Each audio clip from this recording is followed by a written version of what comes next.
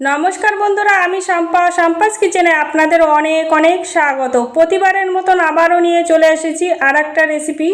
এই রেসিপিটা আমি কিভাবে তৈরি করি সেটাই আজকে আপনাদের সঙ্গে শেয়ার করব। চলুন তাহলে দেখে নিই আমি এই রেসিপি কিভাবে তৈরি করছি। তার জন্য আমি নিয়ে নিয়েছি পটল শাক। এটা আমার কাকিমাদের বাগানের পটল শাক।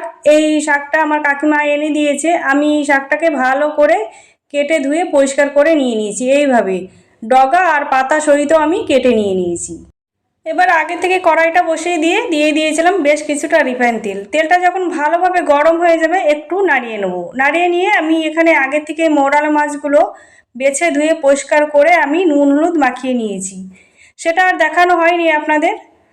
এবার মাছগুলো দিয়ে দেবো। মাছগুলো দেওয়া হয়ে গেলে এক পাশ হয়ে গেলে আমি উল্টে নেব। উল্টে পাল্টে আমি ভেজে নেব। আমার এখানে মাছ ভাজা হয়ে গিয়েছে। এবার আমি তুলে নেব। একইভাবে আমি বাকি মাছগুলোও দিয়ে দেবো। এর মাঝে মাঝে আমি একটু একটু করে তেল দিয়ে দিয়েছিলাম, সেটা দেখানো হয়নি। এবার আমি সব মাছগুলো ভেজে তুলে নিয়েছি।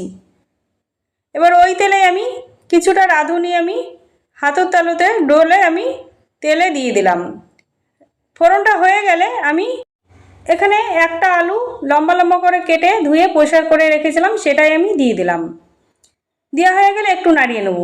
আর এখানে একটা রসুন আমি ছাড়িয়ে নিয়েছিলাম আর বেশ কিছুটা কাঁচা লঙ্কা আমি মাঝখান দিয়ে চিড়ে রেখেছিলাম, সেটাই দিয়ে দিলাম।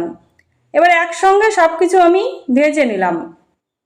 এখানে আমি রসুনটা আগে থেকে দিইনি, কারণ পুড়ে যেত। আগে থেকে রসুনটা দিলে খেতে ভালো লাগতো না। সব কিছু একসঙ্গে আমি ভেজে নিয়েছি। এখন আমি দিয়ে দেবো পরিমাণ মতন জল। আপনারা যে যেরকম ঝোল খেতে পছন্দ করেন সেই অনুসারে জলটা দেবেন। আমি আমার প্রয়োজন মতন জল দিয়ে দিলাম। জলটা দেওয়া হয়ে গেলে এবার আমি দিয়ে দেবো স্বাদ অনুসারে নুন আর দিয়ে দিলাম হাফ চামচ হলুদ গুঁড়ো। এই রান্নাটায় একদম মশলা দরকার হয় না, খেতে কিন্তু দারুণ লাগে।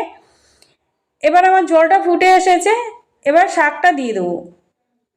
শাকটা দেওয়া হয়ে গেলে একটু নাড়িয়ে নেব।